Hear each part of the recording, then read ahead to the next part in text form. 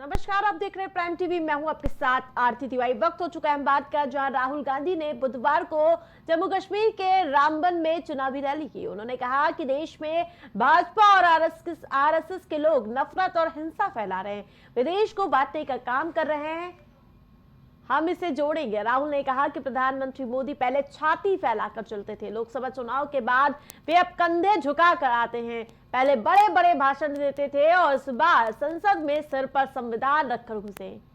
उन्होंने कहा कि जम्मू कश्मीर से यानी कि इस पूरे मुद्दे पर लगातार हमलावर नजर आए, वहीं सीधे तौर पर मोदी सरकार पर राहुल गांधी ने निशाना साधा।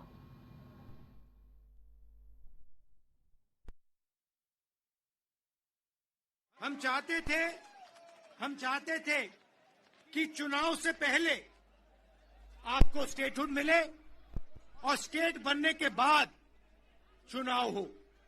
बीजेपी ये नहीं चाहती है और उन्होंने कहा है कि पहले चुनाव होगा और उसके बाद स्टेटहुड की बात होगी। और हम कह रहे हैं कुछ भी होगा, जम्मू कश्मीर के लोगों को स्टेटहुड हम दिलवाएंगे। बीजेपी चाहे ना चाहे, इंडिया गठबंधन इतना दबाव डालेगी कि जम्मू कश्मीर के लोगों को स्टेटहुड देना ही होगा।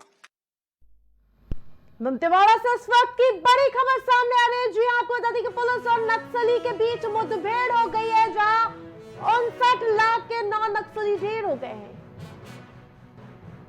9 इनामी नक्सलियों को पुलिस ने ढेर कर दिया है। तो बड़ी अपडेट, बड़ी जानकारी आपको दे रहे हैं, जहां दंतेवाड़ा में पुलिस से मुठभेड़ हुई थी। नक्सलियों के एक पुलिस मामले में जांच पड़ताल कर रही थी और उस बीच बड़ी अपडेट ये मिल पाई कि दंतेवाड़ा और बीजापुर के सरहदी क्षेत्र में ये मुठभेड़ हुई है। दंतेवाड़ा से बड़ी अपडेट आपको होता है, जहां नक्सलियों को ढेर कर दिया गया। 9 नक्सलियों को ढेर किया गया और 9 नामी नक्सलियों को पुलिस ने ढेर कर दिया। बड़ी अपडेट, बड़ी जानकारी आपको दे रहे हैं, जहां एक नक्सली पर 25 लाख का इनाम था। इनामी नक्सलियों को ढेर कर दिया गया है। दंतेवाड़ा और बीजापुर के सरहदी क्षेत्र में ये मुठभेड़ हुई है। 59 लाख के 9 नक्सली ढेर कर दिए गए हैं। नक्सलियों के खिलाफ लगातार पुलिस अभियान चला रही थी, इस बीच आज बड़ी सफलता मिली है। 9 नक्सलियों को ढेर कर दिया गया है। एक नक्सली पर 25 लाख का इनाम था। ज्यादा अपडेट के साथ सुरेंद्र हमारे साथ जुड़ चुके हैं। सुरेंद्र, पुलिस को बड़ी सफलता हाथ लगी है, क्या कुछ अपडेट मिल पा रहा है? सुरेंद्र जी। हेलो जी सुरेंद्र, बोलिए। जी, ये दंतेवाड़ा में यहाँ पर पकड़ाया गया बहुत बड़ी नक्सली वारदात हुई थी, जिसमें कि 9 इनामी नक्सली ढेर हुए थे, अभी हुए हैं। और इसमें बड़ी पुलिस मुठभेड़ हुई थी, और जिसमें कि नक्सली के द्वारा ज्यादा पहले पे ही कई लोगों का 5-5 लाख रुपए का संभावित इनाम था, और उनमें से ढेर हुए 9 लोग जरीबंद हुए हैं, जिसमें 2-2 लाख रुपए के इनाम के मौके में अभी भारी मात्रा में हथियार भी प्राप्त हुए थे। ऑपरेशन अभी जारी है या अभी भी लगातार नक्सलियों के खिलाफ अभियान चलाया जा रहा है? जी, अभी कार्रवाई जारी है और कई प्रकार से भी इसमें साक्ष्य जुटाए जा रहे हैं, जिसमें 9 लोगों को ही और कई प्रकार पता जन की पतासाजी की जा रही है, जिसमें कि और अच्छी बेहतर ढंग से यहाँ सुरक्षा व्यवस्था तैनात की जाए और पहल की जा रही है। बिल्कुल सुरेंद्र, नजर बनाए रखिए। तमाम अपडेट के लिए बहुत बहुत धन्यवाद। महासमुंद से बड़ी अपडेट, नवजात शिशु मिलने से हड़कंप मच गया है। नवजात शिशु की रोने की आवाज सुनकर लोग इकट्ठा हुए।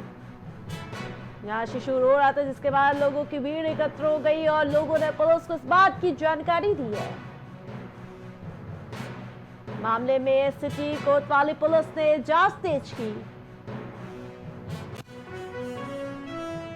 महासमुंद से बड़ी अपडेट आपको बता रहे हैं, नवजात शिशु मिलने से हड़कंप मच गया। नवजात शिशु के रोने की आवाज सुनकर लोग इकट्ठा हो गए। एक बार फिर से सुरेंद्र का रुख करूंगी मैं। सुरेंद्र, शिशु के रोने की आवाज मिलती है, उसके बाद लोग इकट्ठा हो जाते हैं, लोग पुलिस को इस बात की सूचना देते हैं। उसके बाद क्या कुछ होता है, हमारे दर्शकों को बताइए।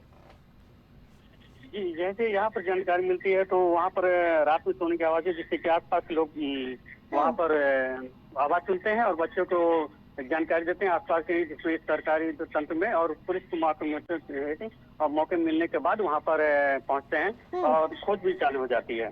बिल्कुल, तमाम अपडेट के लिए बहुत बहुत धन्यवाद आपका।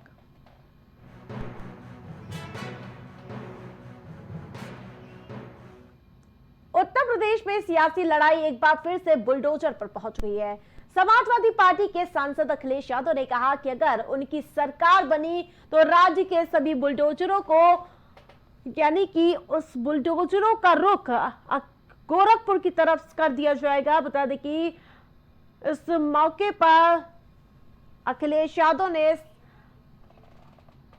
बुलडोजर एक्शन पर कड़ी प्रतिक्रिया दी। वहीं इस बयान पर सीएम योगी आदित्यनाथ ने पलटवार करते हुए कहा कि एक व्यक्ति का हाथ सेट नहीं हो सकता। योगी आदित्यनाथ ने कहा कि बुलडोजर चलाने के लिए दिल और दिमाग दोनों होना चाहिए।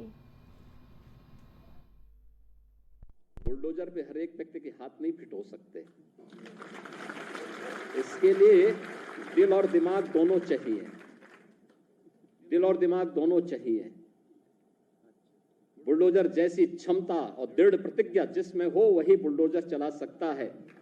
दंगाइयों के सामने नाक रगड़ने वाले लोग बुलडोजर के सामने वैसे पस्त हो जाएंगे। बुलडोजर में दिमाग नहीं होता है, स्टीयरिंग होता है उसमें।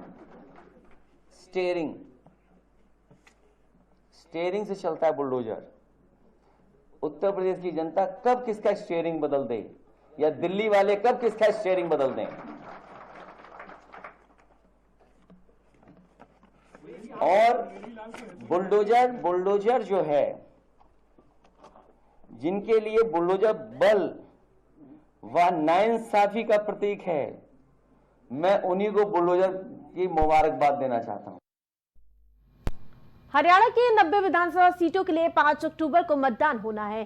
सभी पार्टियां रणनीति बनाने और कैंडिडेट का नाम फाइनल करने में जुटी हुई हैं।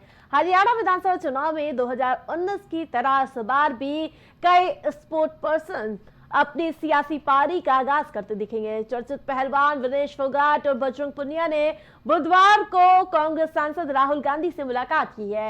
इसके साथ ही अब कयास लगाए जा रहे हैं कि विनेश फोगाट का नाम कांग्रेस के उम्मीदवारों की सूची में आ सकता है। कांग्रेस जल्द ही ये सूची जारी करने वाली है। तो वहीं आपको बता दें कि हरियाणा में 5 अक्टूबर को मतदान होना है। वोटों की गिनती 8 अक्टूबर को होगी। और इस बीच बड़ी अपडेट ये मिल रही है कि विनेश और पुनिया ने राहुल गांधी से मुलाकात की थी। उसके साथ साथ कई ऐसे दिग्गज खिलाड़ी भी इस बार चुनाव में 2-2 हाथ करते हुए नजर आएंगे। बबीता फोगाट हो, योगेश्वर दत्त अपने की यानी कि डेब्यू टक्कर में कामयाब ना रहे हो भले, लेकिन इस बार के चुनाव में भी स्पोर्ट पर्सन दांव खेलते हुए नजर आ सकते हैं।